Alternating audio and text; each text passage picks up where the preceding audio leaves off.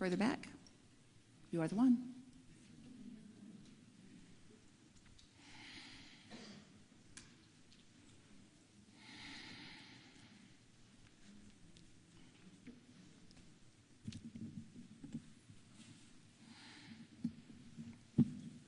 Good afternoon. Abraham, quite an honor to be here. Usually I tend to cry because I feel so blessed. And this is just the tops. Anyways, obviously you do a beautiful work through Esther. And to me, I was trying to find questions that I would get an answer from you. The main reason was because I wanted to be right in front of you. And I had all those fairies telling me, Martha, this is the answer. Martha, this is the answer. You're like, but I still want to go up there and ask Abraham. So you got what you wanted. You better believe it. Now, my profession is exactly what you're doing with Esther. She's doing a beautiful teamwork with you and relaying the message that you have for us. Do you know that what we are doing with Esther is what everyone is and can be?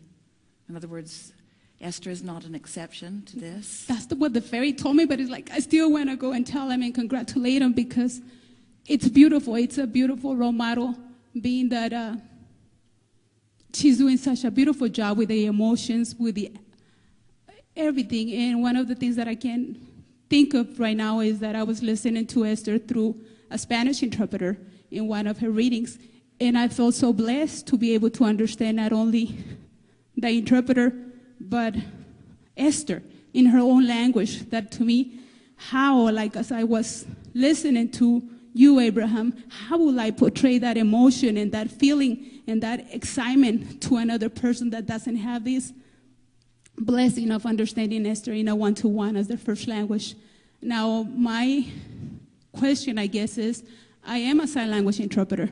There is a lot of information that we as sign language interpreters are trying to convey to the people that we work with. And there's a lot of times that I feel, God, that was not a proper interpretation. What is the feeling that you allow Esther to feel, for her not to feel like, wow, Esther, you did beautiful, but there's something you need to work on. And there's always worse for us to try to feel better about what we do, but yet we know we're not doing the job 100%. Especially in the early days, Esther worried about that. Mm-hmm. And every time that she stands in readiness for us to begin flowing, her words to us are always the same. They were the same just now. Abraham, I want to speak clearly your words. And she knows that we're not offering words. She means she wants to find the perfect word for the meaning that we are wanting to convey. And over time, Esther's ability to interpret more subtly every detail has increased. Of course, anything that you do longer, you become more proficient at. But right from the beginning, she would have never, ever heard us say, you could do better than you are doing, because that's the wrong vibration, and you must not do that to yourself either, you see. If you are loving what you are doing, then it will become more. If you are criticizing what you are doing, then that becomes more. So just trust that it is always appropriate. It is always appropriate right where it is. And that's also something that you've been hearing, you see. Yes. In other words, you don't need to hear that from us. You're always being offered those reassurances. In fact, we say to many people, because all of you are extensions of Source, and to one degree or another, you are able to allow it if you will. And sometimes people will say, well, I'm getting these messages, but these messages are telling me that I'm inappropriate in this way or that way. And we say, that's not your inner being, that's your mother. That's someone out of the vortex who is wanting to motivate you to different behavior through criticism. And you will never hear that from your inner voice, from your inner being. It is always with appreciation that we are watching you in your translation of that which we are. So just be playful about it and easy about it, and know that that it's right. Yes. Yes, indeed. Can I have Yes, yes. a beautiful example you just gave, and I think that's why I'm still in the profession, because those positive words are still trying to say, Martha, you are in the right profession. You're there for a reason. However, many times it's a very good profession financially, and sometimes it's like, am I doing it because I really know what I'm doing, or am I doing it because of the financial benefit from it? And a good example, I was born and raised until 11 in Mexico. However, I don't have that much knowledge in history. Yet I took a history class to interpret when I'm not really familiar with the background of the American history. And here is Martha trying to interpret in another language, in sign language, what history was about. And many times, even though Martha is saying, Martha, you were the chosen one to be here, another one is like, nah, I think you better tell them that you're not doing a good job. And it's a struggle, a daily struggle that... Well, let us give you something that will help you. And this, we could not be having a better conversation on a better subject, given what we've been talking about all day here today. What's happening in this room as you are expressing to us, and Esther is translating us back to you, is that we're receiving you wholly, vibrationally. Sometimes Jerry used to laugh as he was taking notes during the seminars and then listening back to them later, that often he had no idea what the person's question was, because sometimes they just couldn't articulate what they meant. And then Abraham would go on and on and on with a very elaborate answer, and it wasn't until Jerry heard the answer that even had an inkling what the question was. And Esther said that's because Abraham sometimes the answer didn't seem like it was answering what the person had asked, and Esther would say that's because Abraham is answering what they mean, not what they say. So there's, in an environment like this, there is much more that is happening vibrationally than there is verbally. We are conveying to you at all levels of your being, and you are receiving depending upon where you are vibrationally at all levels of your being. The point of the conversation is that it provides a good focal point for us to all join together in a similar place, so that then the ensuing vibration that is attracted by virtue of that focus is more specific and more beneficial.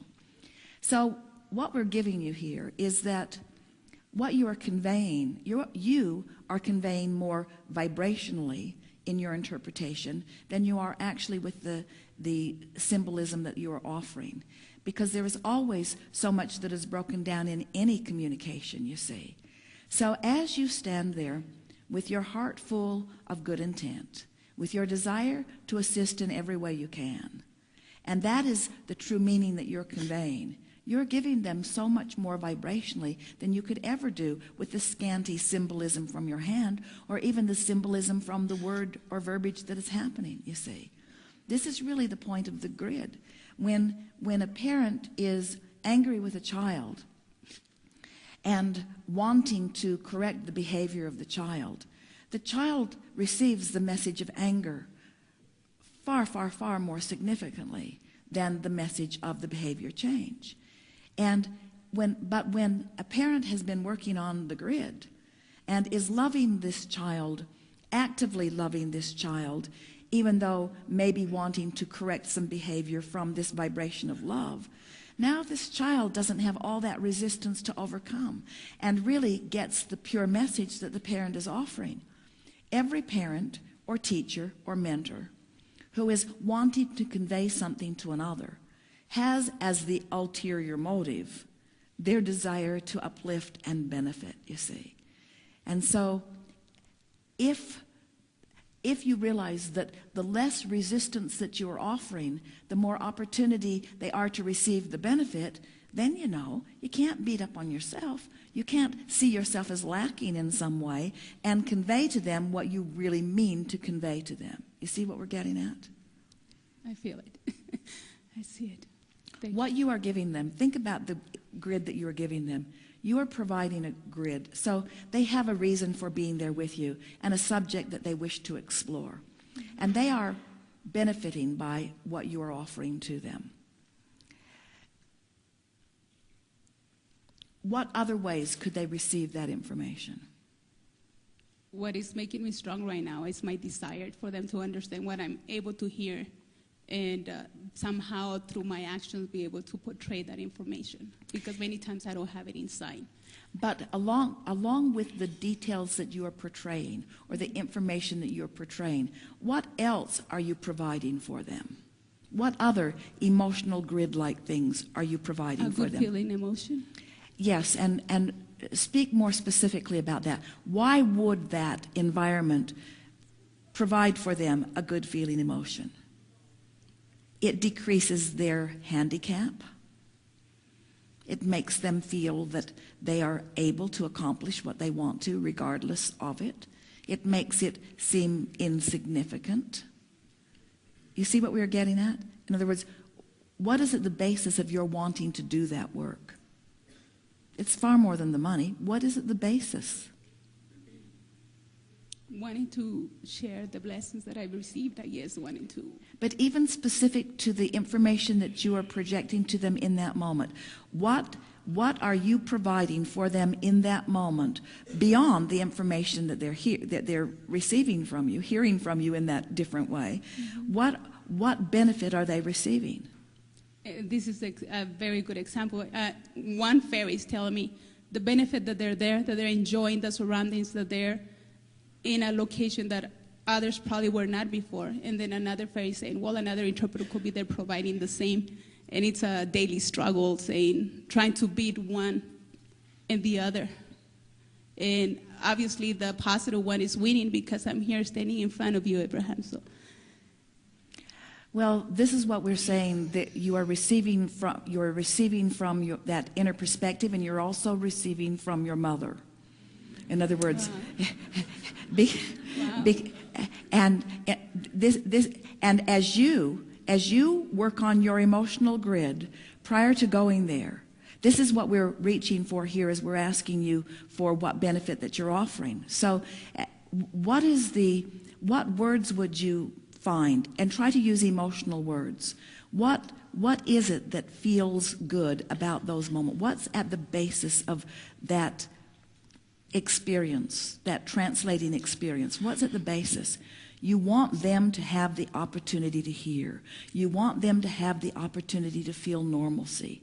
You want them to enjoy their world more. You want the knowledge to uplift them. You want their interest to be sparked in a new and better way.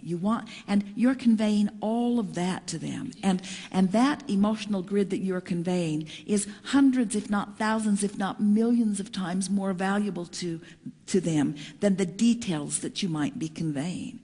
Esther and Jerry have laughed for years because as they've taken different vacations and cruises to different parts of the world, sometimes they would return to the same place and take the same excursion, which was led by a different guide.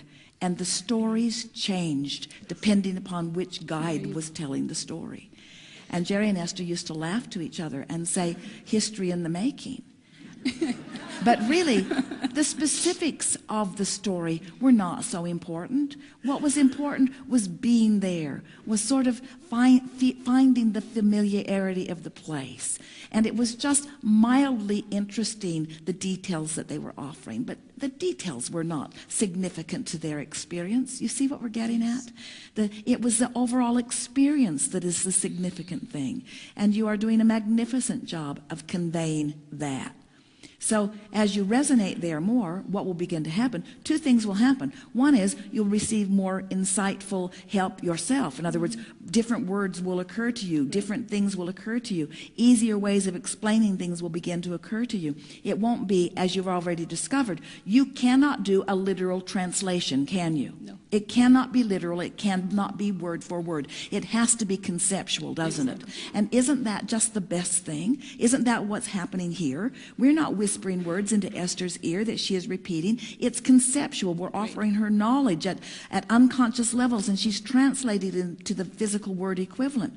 But there is much more that is happening vibrationally too, and the same is true for you too, you see. This is truly a conversation about the grid, isn't it? Yes. Yes. Thank you. Yes, indeed. Thank you so much. Yes, indeed.